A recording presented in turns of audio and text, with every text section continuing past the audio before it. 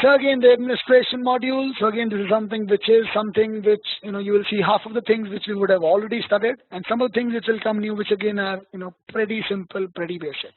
Let's again go through what it again actually has. I guess the first 10 or 15 slides is something which we already know. So again, see, after completing this lesson, you will be able to explain the cap collection, which we already know. Explain how grid file system or GridFS are used for storing large data. This is something which we already seen. Again, explain what memory map files are. Explain allocation algorithms, and again describe the storage engines MongoDB support. So again, what are the takeaways from this class? Again, I guess from this particular module will be, what is again a storage engine? What are those two engines which MongoDB supports? What again are memory map files? How we can better maintain the efficiency of my MongoDB? And then will come those MongoDB, MongoRestore, MongoTop, and MongoStats. How I can better monitor my cluster. So that's again all this session will be of today. So here we are now moving into the memory map files. So what is again a memory map file? So a memory map file contains data stored by the operating system in its memory. Memory map files use the mmap system call to store the data. The mmap method maps the file to original virtual memory in the CPU. So memory map file are the critical pieces of the mmap v1 storage engine in MongoDB, and that enables MongoDB to access and manipulate fast data, manage and interact with all types of data, assign data files to virtual memory block having a byte for byte conversion. So I guess again, I don't remember whether it was you or someone else. One guy was having a problem. He was installing some version of MongoDB which again wanted him to work with WiredTiger. That is again another type of engine which I'll talk about just moments later. So this is again one internal storage engine, that is mmap v1 storage engine, and again how it internally stores files. It stores files in a memory mapped fashion, which means it will map every file to original virtual memory in the RAM in the CPU. See as a note that only access data, again you can see a ping over here that only access data is mapped to the memory. There is the data which we have not accessed as of now is something which won't be memory mapped. So then this is something which we have already talked about. Journaling is something I've talked about. Write concern is something I've talked about. Let's again see what this guy has to say. So MongoDB uses write operations before logging into an on-disk journal. MongoDB first performs the change operation in the journal before making any changes to the data. If a MongoDB instance encounters any error or terminates before writing the changes from the journal to the data files, MongoDB can reapply the write operation to maintain a consistent state. If again the data we get is not consistent, a MongoDB instance exits unexpectedly without a journal. You must then run a repair or preferably a resync from a clean member of the replica set. So whenever you see a MongoDB is something which is exited not properly, it is the system is crashed. Before you start it again, please make it a point that you repair the DB when you start it. You can do it with using an option called MongoDB --repair DB. That's again the command. So otherwise you would have just opened the command prompt and typed MongoDB. Over here what I'm doing is again I'm typing MongoDB --repair DB, which is again going to repair if there is some locks and all over there. It's going to make sure all of them get cleared, and again our MongoDB is up. When journaling is enabled, even if MongoDB stops unexpectedly, the program can recover all the written data to the journal. The recovered data is in a consistent state.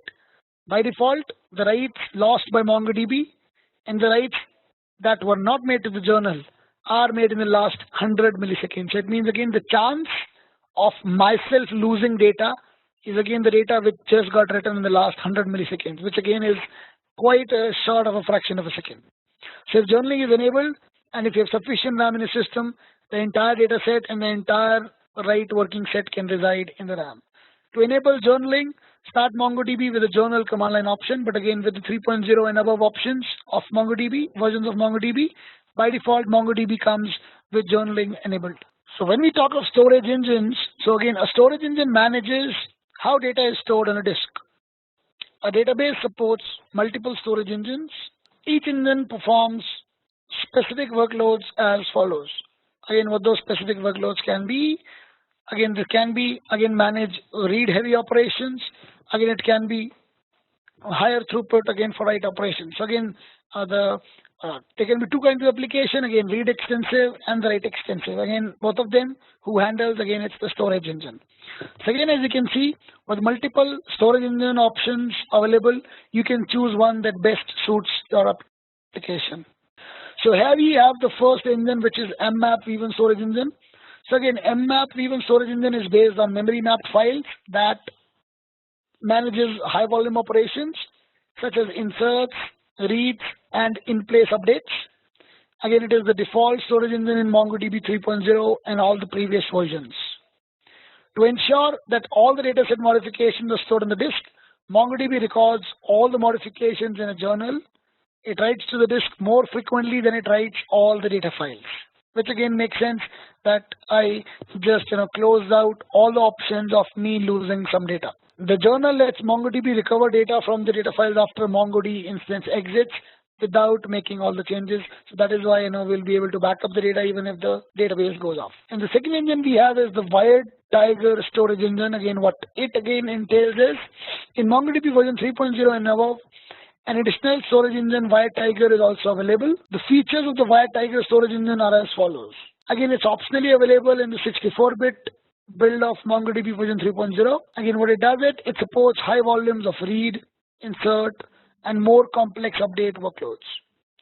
All write operations occur within the context of a document level lock. So what again Wired Tiger brings in document level locking. It means if I want to update parallelly multiple documents in a collection, I can do that with document level locks.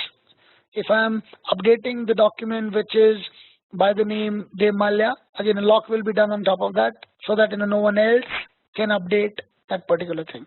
So that is something which came in with the Wired Tiger. So again, it uses a write ahead transaction log in combination with the various checkpoints, which again helps in recovery of the data. So using Wired Tiger, MongoDB commits a checkpoint to the disk either every 30 seconds, either every 60 seconds, or when there are only 2 GB of data to write. So either whichever is less, either 2 GB of data or again 60 seconds, it will write a checkpoint to the disk. The checkpoint thresholds are configurable and all data files between and even the checkpoints are always valid. So this is something which we can change. I can make the 60 as 30, 60 as 90 according to the requirement of my MongoDB application. The Wired Tiger journal persists all data modifications between the checkpoints. If MongoDB exits between the checkpoints, again it enables the journal to replay all the data modified since the last checkpoint when it was done. So then along with that, Wired Tiger also allows a compression support. If I want to compress a document, a collection, a database, again it provides us an option to do that as well. So it again uses 2 types of compressions for collections and indexes. One is the prefix. It again uses for all the indexes in the Wired Tiger engine. So again, I guess in your system, what is running is a Wired Tiger. With the 3.2, it is becoming, it is coming with as the default storage engine we have. So again, block. All collections in Wired Tiger use block compression combined with the snappy algorithm. So snappy compression is also something which you would have seen in a Hive, when you would have talked of Hadoop. So the way snappy can be used in Hadoop, again, the snappy compression comes into picture in Mongo with the help of this Wired Tiger storage engine. So you can modify the default compression settings for all collections and indexes. During collection and index creation, you can configure the compressions on per collection and per index basis. So again, when I create a collection, I can better specify whether I would really want some compression technique to be used or not. The default compression settings balance storage efficiency and processing requirements for most workloads. So again, as I say, any analytics engine is a mix of 2 things. One is storage and one is performance. So again, the current settings, whichever are, again, that's a mix and match of both. But again, if there is something which you want specifically more on, it is something which is configurable. Then we look at, the power of 2-size allocations. So this is again an important concept coming in. Very important. I would like, you to specifically focus over here. So again, in earlier versions, which was, mmap even and all, there was by default a thing called padding. What is padding? Now again, I'm not writing anything. Please, you can close your eyes and hear what I say. Suppose, I have stored a document in a collection. Suppose it is 10 MB long.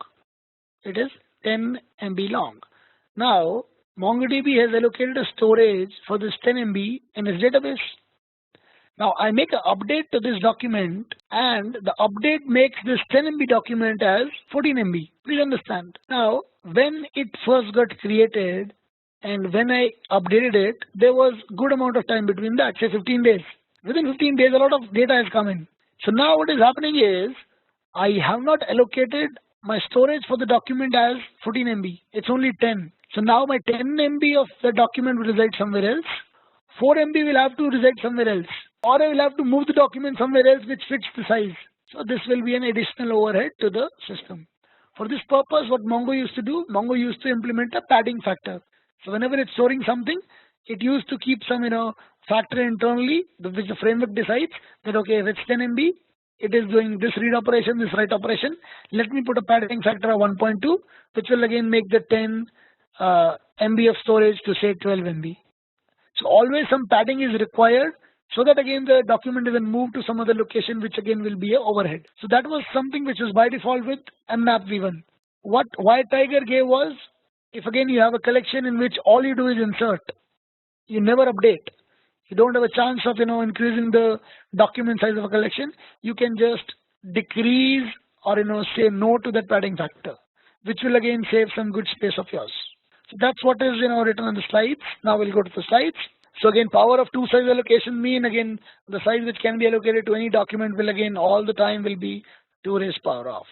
So MongoDB version 3.0 uses the power of 2 size allocation as the default record allocation strategy for the mmap v1 storage engine. Each record has a size in bytes that is a power of 2. For example, 32, 64, 128, 256, 512, and 2 MB. For documents larger than 2 MB, the allocation is rounded up to the nearest multiple of 2 MB. The power of 2 size allocation strategy has the following key properties. It can reuse freed records and reduce fragmentation. That's what I just told you. Quantizing record allocation sizes and a fixed set of values ensures that an insert will fit into the free space available due to deletion or relocation of some earlier documents. That is, it will reduce the fragmentation. Again, the second thing can reduce moves. How again? The added padding space gives the document scope to grow without requiring a move. In addition to saving the cost of moving, this results in few updates being made. So that's what I was saying. That's what the new thing which comes in. No padding allocation strategy. So for some collections, the workloads that consist of insert only or document update operations do not increase or change the document sizes. For such workloads, you can disable the power of 2 allocation using the following 2 commands. One is the call mod command with the no padding flag, and one is again when I create a collection, I specifically give the no padding option as a parameter to that. I specifically say that create this collection, and again please don't put any padding because highly improbable, highly rare that I will make an update which will make the document size grow. So prior to version 3.0, MongoDB used an allocation strategy that included a dynamically calculated padding as a factor of the document size. We didn't have actually a policy of having a no padding allocation. So diagnosing performance issues, so how we can do that? So degraded performance in MongoDB is typically a function that depicts a relationship among the following. Why can a performance degrade? The quantity of data stored in the database may be very large. Again, it can be a factor of what is the amount of available system RAM, the number of connections which are making to the database, and again, it can be the amount of time the database spends in the locked state. All of them can be, again, a factor in, again, the degraded performance in Mongo. The performance issues are also the results of inadequate or inappropriate indexing strategies, and again it can be a result of poor schema design patterns as well.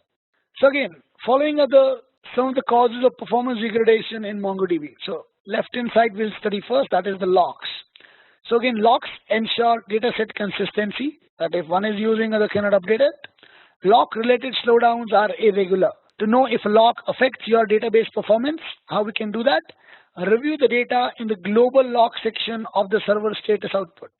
So again, how again an administrator, MongoDB administrator can come to know whether locks is something which is having a serious contribution to the degradation of performance. He can again run the server status command. So again, you remember we would have run the server status command I guess 1 or 2 weeks back, which again gave us a lot of information about how the server is doing. So if again the global lock.current queue.total is consistently high, it means again there are a large number of requests which are waiting for a lock to get released.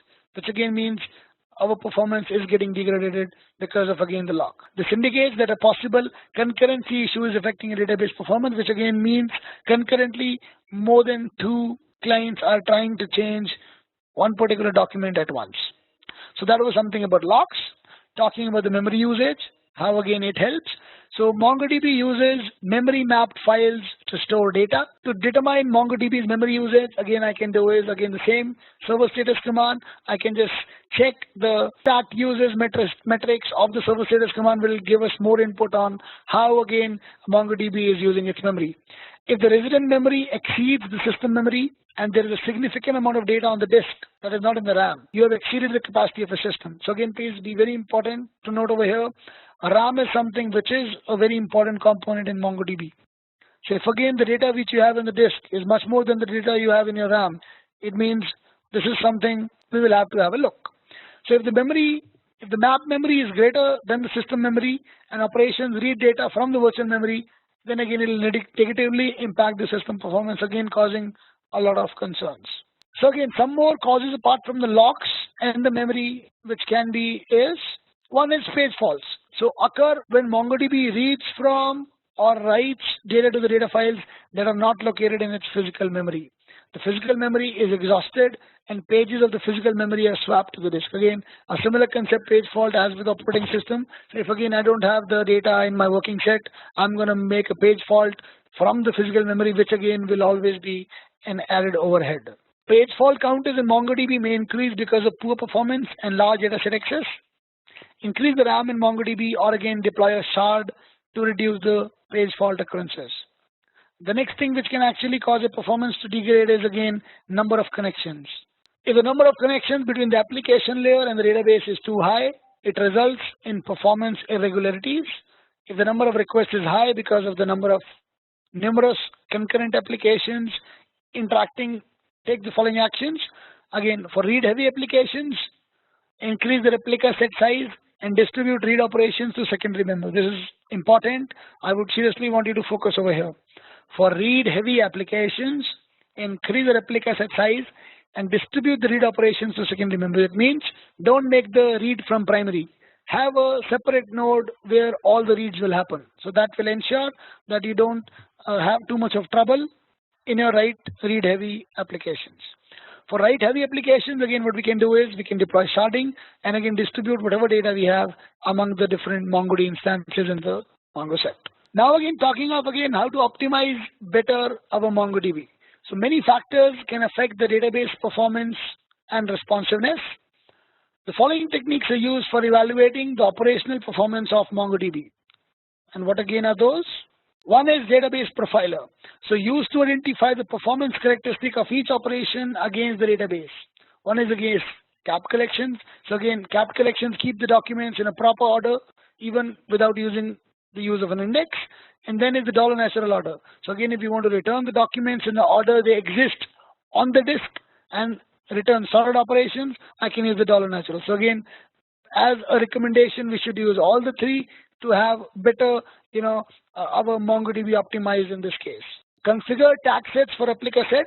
So again, you can configure tag sets in a replica set using the following methods. So what we can actually do is, so db.currentTop will give us, information about this. So use this method to evaluate MongoDB operations. This is something which we've already done. This method reports the current operations running on a MongoDB instance. So I am very sure you remember when we did that. And then is again the second step also something which we've already done before. So you will see a repetition, quite a repetition in this particular module. So cursor.explain and db.collection.explain. So again, we can get the execution order with this command. So use these explain methods to evaluate a query performance, such as the index MongoDB selects to fulfill a query and its execution statistics. You can run the methods in the following three modes to control the amount of information returned. Again, I can use as a parameter query planner, execution stats, and all plans execution. All three of them will give different information about how the query which you want to run is running. So I guess at that time, we would have ran the execution stats command than we did it earlier. So again, some more things, how again basic things, which again, even if we don't study, that should be fine, but still we'll go through once. So again, how we can optimize better query performance. Again, same as you would have done in the MySQL or the MS SQL Server or the Oracle. Again, create indexes to support queries. For commonly issued queries, create indexes for quick returns. To search for multiple fields, create a compound index for the query. Limit query results to reduce network demand. So again, use the limit method to reduce the demand for network resources. Again, I'm just emitting out my 10 records. Use projections to return only necessary data. So again, over here, it is recommending views. If you don't want the user to see everything, again, why actually make him see everything? Just give the projection, which will again lessen the data which we need to give to the console. Use $hint to select a particular index. Again, use the hint method on queries where you must select the fields included in several indexes to perform performance testing. So again, if we want specifically some particular query to run in a fashion with some particular index, again, I can specify with $hint. And again, I can use the increment operator to perform operations server side. So again, use the $ink operator to increment or decrement values in documents if again the field is a type number. So monitoring strategies for MongoDB. So monitoring is a critical component of database administration. The following three strategies are used for collecting data and monitoring a MongoDB instance. Number one, utilities. So again, distributed with MongoDB that provides real-time reporting of database activities. Our MongoStart will come inside this. Database commands. So again, return statistics regarding the current database state with great reliability. Again, server status will come inside this. .explain will come inside this.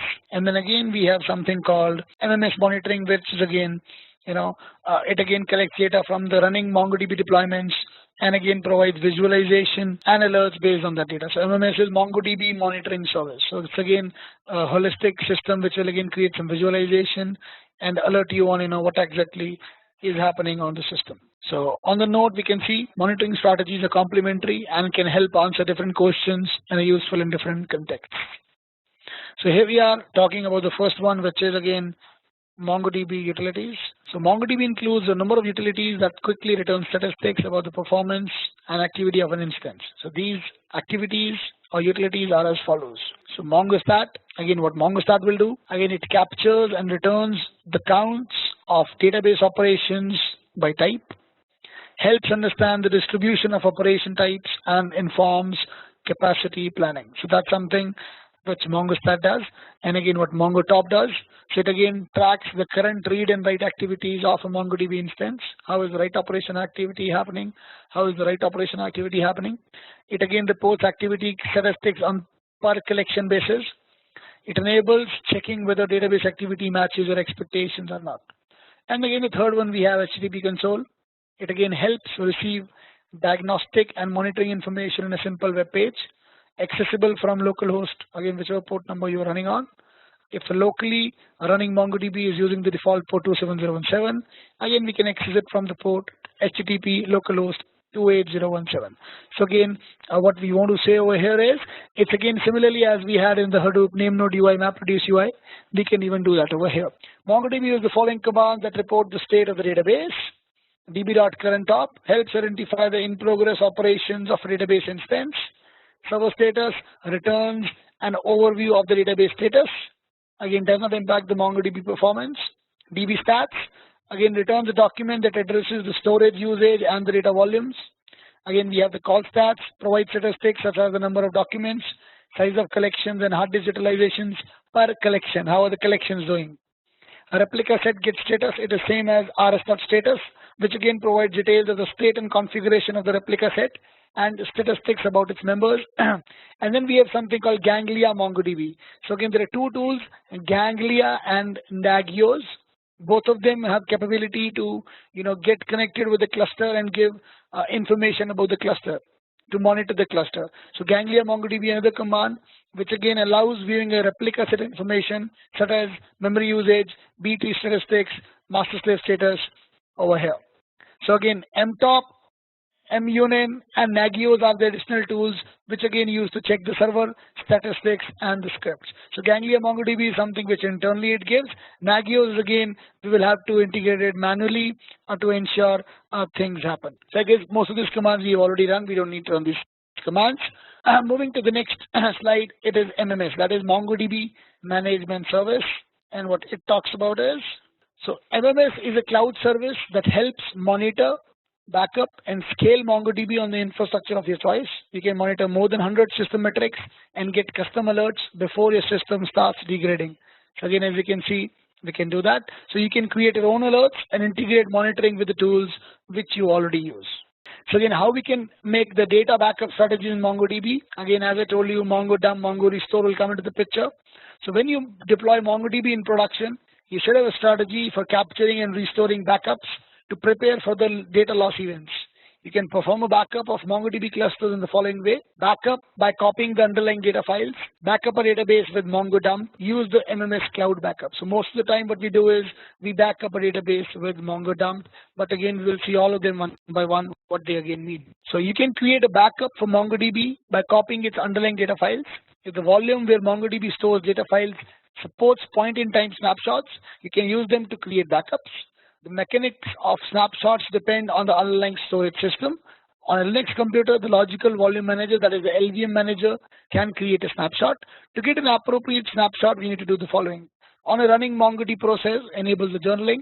So again, in the MongoDB version 3.0 and above, it is already enabled. The journal must reside in the same logical volume as the other MongoDB data files reside. If again journaling is not enabled, snapshot is something which may not be consistent or valid. So on a sharded cluster, we would again first disable the balancer and then capture a snapshot from every shard and config server. Again, why balancer has to be disabled? Because again, it should not happen that one of the chunks is moving from one shard to other. So again, we need to take the exact snapshot. So we'll disable the balancer, take the snapshot for every shard and the config server. If your storage system does not support snapshots, copy the files directly using the copy command in the Linux, rsync or a similar tool. Backups created by copying the underlying data do not support point-in-time recovery for the replica sets, and again are too difficult to manage for large sharded clusters. These backups are huge, and it's something which is not in general frequently done in the industry. What is done is this: backup with MongoDB. The tool for backing up small MongoDB deployments are MongoDump. So what again MongoDump does? Reads data from a Mongo database and creates JSON files. So internally it creates JSON files which does this. MongoDump does not capture the contents of the local database, it only captures the documents which are there in the database. And again, there's a utility called MongoRestore. What it's going to do, operate against the running MongoDB process, rebuild the indexes after restoring the data. When connected to the MongoDB instance, MongoDump can adversely affect the MongoDB performance. If the data volume is larger than the available system memory, then the queries will push the working set out of memory, making your system get slow. To mitigate the impact of MongoDump on the performance of the replica set, use MongoDump to capture backups from a secondary member of the replica set, which makes all the sense. Alternatively, you can shut down a secondary and use MongoDump with the data files directly. That would not impact the primary, the read and the write efficiency. If you shut down a secondary to capture data with MongoDump, ensure that the operation completes before its oplog is unable to replicate from the primary again. To restore a point-in-time backup created with oplog, use MongoRestore with the oplog replay option, which will again get the backup restored from a point in time. Then we have something called fsync and lock. So I can ensure that when some part of the data is getting copied from one database to other, we put a lock on the database, which again ensures things happen perfectly fine. So MongoDB and MongoRestore allows you to perform data backups without shutting down the MongoDB server. We are not shutting down anything. We can just dump it. We can just restore it. Functions of the fsync command are: it allows the copying of the data directory of a running MongoDB server without any risk of corruption. Prevents any further writes to the database until the server is locked. How we can again make that is, we can make ourselves shift to the database, that is useadmin, and then again run a command, db.run command, fsync is true, and again lock is true. So again, this will ensure that the server only gets unlocked when again the copy is finished. To unlock the database, use the command given below, db.$cmd.sys.unlock.find1, which is gonna unlock the DB. It allows a flexible backup without shutting down the server or sacrificing the point-in-time nature of the backup. One more way of backing up the software is from MongoDB Ops Manager backup software. So MongoDB Ops Manager is a service that allows you to manage, monitor, and backup MongoDB infrastructure. Ops Manager provides the following services. One is Ops. What is Ops?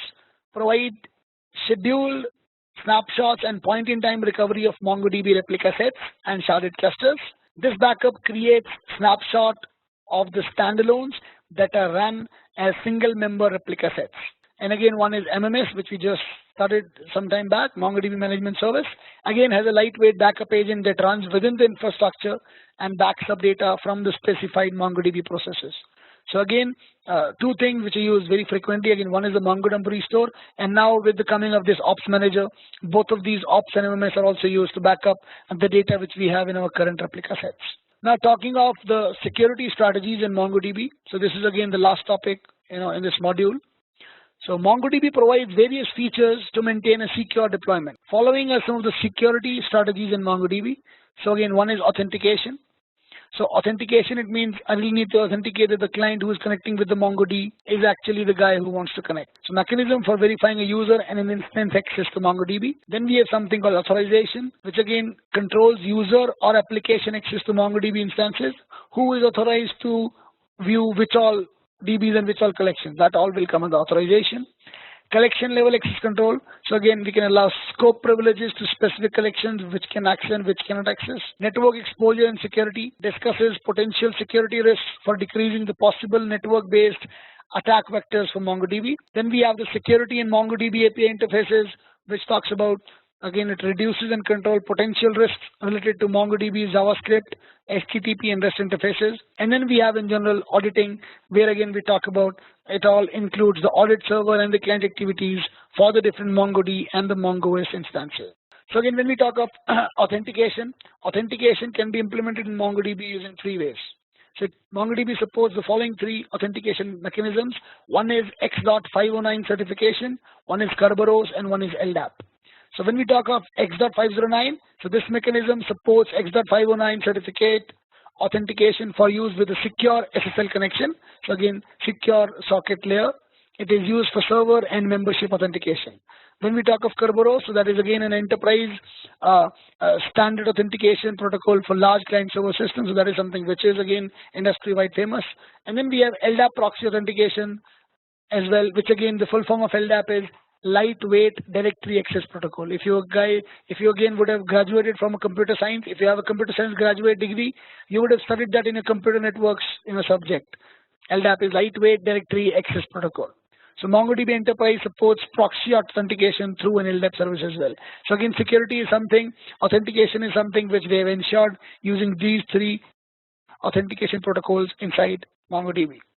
So again, how I can actually ensure authentication in a replica set, where we have primaries, we have secondaries, and we have the clients accessing both of them. To authenticate the members of a single MongoDB deployment to each other, use the key file and X.509 mechanisms. When you use the key file authentication, this also enables the authorization for all the members in a replica set. When running replica sets in sharded clusters in a trusted and networking environment, ensure that the network uses a firewall and a network routing. The network is either a VPN or a wide area network. The network configuration allows every member of the replica set to contact every other member. And again, the key file configuration is done on all the members to permit authentication. So key file configuration is done on all the replica sets, where I copy the public key of one node to all the systems, so that again when that node contacts with other node, it has the public key through which it is able to connect. So what I do is I generate two keys. One is a public key, one is a private key. I give a public key to all the nodes, which again ensures when the system contacts the guy, it has the public key through which it is authenticating that, okay, this is the guy, I already know I have the public key, he can access me. So now we talk of authentication on sharded clusters. So in sharded clusters, applications authenticate directly to the MongoDB instances, to the MongoOS instances, that is the query routers. The shards in the sharded cluster contains credentials allowing clients to authenticate directly to the shards for maintenance functions. Applications and clients connect to the sharded cluster through the MongoOS, that we know. Maintenance operations such as cleanup, orphan, compact, and rsconfig require direct connections to the specific shards in the sharded cluster. So again, the request which goes in that internally has an authentication protocol, which again conveys whether it can access the shard or not. To perform these operations with authentication enabled, connect directly to the shard and authenticate as a shard local administrative user. To create a shard local administrative user, connect directly to the shard and create the user. Again, direct connections to the shard should only be for shard specific maintenance and configuration. So basically, whenever the application tries to get in through the MongoOS, internally the application level logic need to ensure that it has the proper authentication to reach through all the replica sets which are there in a particular shard. After authentication, we talk of authorization. who all users are authorized to do what all tasks.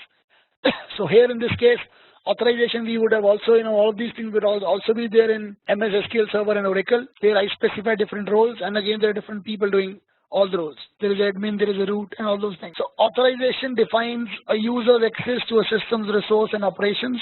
Key features of MongoDB's authorization are: users are be able to perform only those operations that are required to fulfill their defined job roles. Role-based access control system controls all the user's access and ensures that all the granted access applies as narrowly as possible. Authorization is not enabled by default. When authorization is enabled, MongoDB requires authentication for all the connections. After authorization is enabled, MongoDB controls each user access through its assigned role. Each role consists of a set of privileges, and each privilege consists of actions, a set of operations. So again, similar way the way we have in MS SQL, which all users can access, which all collections, what all operations they can do, whether they can read, whether they can write, they can execute. So MongoDB provides several built-in roles such as the read, write, DB admin, and the root roles.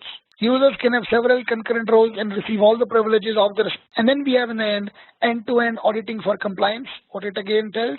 And MongoDB administrator needs to implement security policies to control the activities in a system. Auditing enables the following functions: verify that the implemented security policies are controlling the activities as desired. Retaining the audit information ensures that you have enough information to perform forensic investigation and comply with the regulation and policy that require the audit data which your cluster is handling. Auditing facility allows users to track a system activity for deployments with multiple users and applications. The auditing facility can write audit events to the console, the syslog, a JSON file, or a JSON file as we want. So with this, we come to the end of this module as well, which we talked about, a bit of, authentication, authorization, auditing, a bit of, storage engines, a bit of cap file, a bit of GridFS, and then a bit of journaling, a bit of right concern as well.